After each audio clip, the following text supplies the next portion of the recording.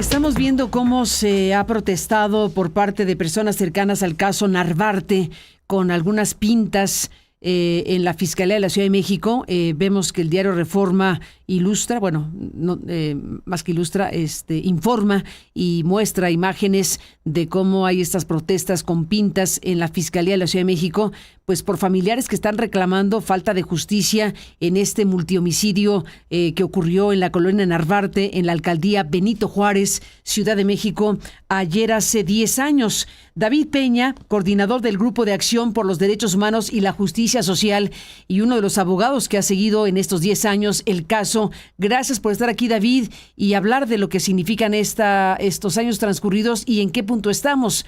Buenos días y bienvenido. Hola Carmen, buenos días, muchas gracias. Pues sí, mira, a lo largo de todos estos años hemos estado dando acompañamiento con diferentes organizaciones, espacios colectivos al caso.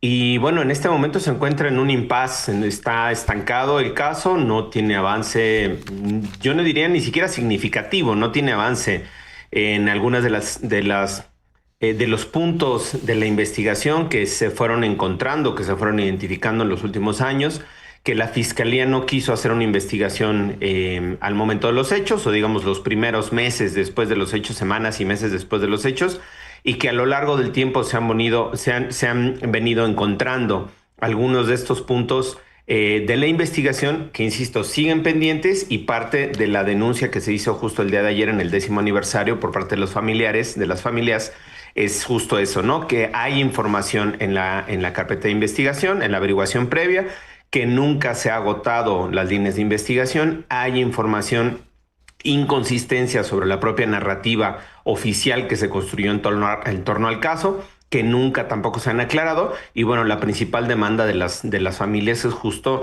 la falta de acceso a la verdad, ¿no? A 10 años de ocurrido el multifeminicidio, no se sabe a ciencia cierta ni las razones, ni la autoría intelectual, ni los otros participantes del crimen, y parece ser que la Fiscalía de la Ciudad de México pues se quedó ya con la versión que construyó hace años, estas 3 personas que están sentenciadas, y se resiste a indagar o a ahondar o profundizar más en la investigación, pese a que hay indicios o datos que permitieran pues simplemente ampliar esta investigación.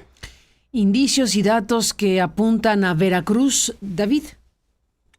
Mira, hay un par de líneas de investigación. Obviamente la línea de investigación de Veracruz es una línea de investigación que se quedó pendiente, no se ha agotado. Recordemos el activismo que tenían tanto Nadia como Rubén en el estado de Veracruz, que eran además de grupos, yo no diré opositores, sino de grupos críticos, grupos sociales críticos al gobierno de Duarte en su momento. Pero también hay una línea fuerte que se delimitó, digamos, o que se construyó hace varios años con explotación sexual, con trata, vinculando a 2 de las víctimas que estarían presuntamente enganchadas, digamos, en una red de trata que opera en la Ciudad de México también. Y esa línea tampoco se ha profundizado. Y la tercera línea, digamos, que tiene que ver con las otras 2, o es una suerte de combinación entre las otras 2, es una que señala a presencia de delincuencia organizada o grupos de delincuencia organizada operando en la Ciudad de México.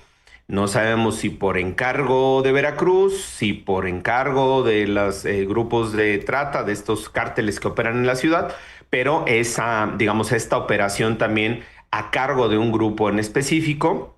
En este caso, los perpetradores han sido 3 los detenidos, pero cuando menos hay 2 sujetos más que participan en todo el evento, digamos, desde el momento en que, antes de que lleguen al departamento y después de que se retiran del departamento donde ocurrieron los hechos en Luz Aviñón, se tiene identificado cuando menos a 2 personas más, a otro vehículo más, que hasta el día de hoy pues no sabemos tampoco por quiénes los conducían, cómo se organizó el operativo, quién lo organizó, y bueno, pues son parte de las grandes dudas que seguimos teniendo en el caso, que siguen teniendo las familias, y de ahí el reclamo que se levantó el día de ayer, ¿no? Este reclamo incluye qué cosas. Veo, bueno, las pintas que han hecho, la reacción que se tuvo o la postura pues de reclamo a la Fiscalía de la Ciudad de México por estos 10 años transcurridos. Vi que se está reclamando que hubo algún tipo de pérdida en el proceso judicial de algunos elementos de evidencia. ¿Eso ocurrió? ¿Se perdieron algunos elementos? Sí, más que pérdida, uno de los puntos importantes es que uno de los teléfonos que aparece en la red de vínculos, digamos ya que se detiene a las personas, se empieza a analizar los teléfonos, los móviles, y en ese momento todavía se usaban Nextel, estos radios de comunicación. Hay un número de Nextel, un número clave, que es el que se está en comunicación con varios de ellos antes, durante su estancia en el departamento y después.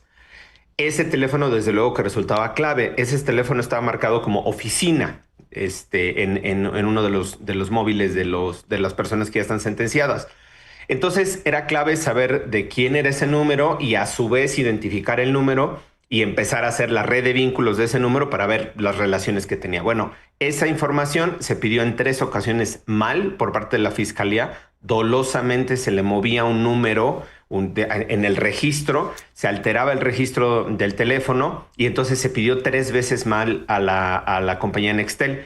Cuando exigimos que se volviera a pedir en la 4ª ocasión, ya había desaparecido la empresa Nextel y nos dijeron que no había los registros para poder dar seguimiento. ¡Qué barbaridad! Es decir, no hubo pérdida como tal de información, pero sí esta intencionalidad de ocultar información o intencionalidad de desviar la investigación hacia otro lado, sabiendo que ese teléfono era uno de los teléfonos claves.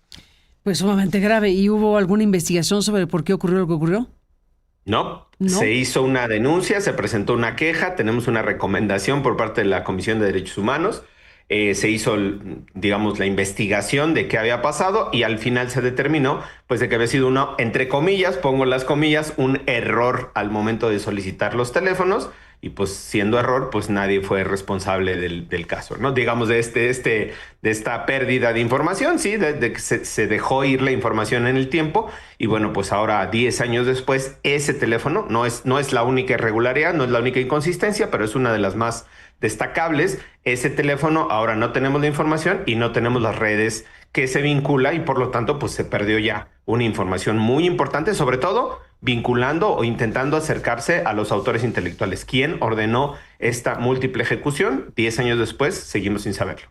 10 años después seguimos sin saber quién asesinó a Rubén Espinosa, el fotoperiodista, quién asesinó a Nadia Vera, una mujer activista, una mujer que falleció, que murió asesinada, quién asesinó a Mile Martín, quién asesinó a Olivia Negrete, quién asesinó a Yesenia Quirós, quién asesinó a estas personas. 10 años después seguimos preguntándolo.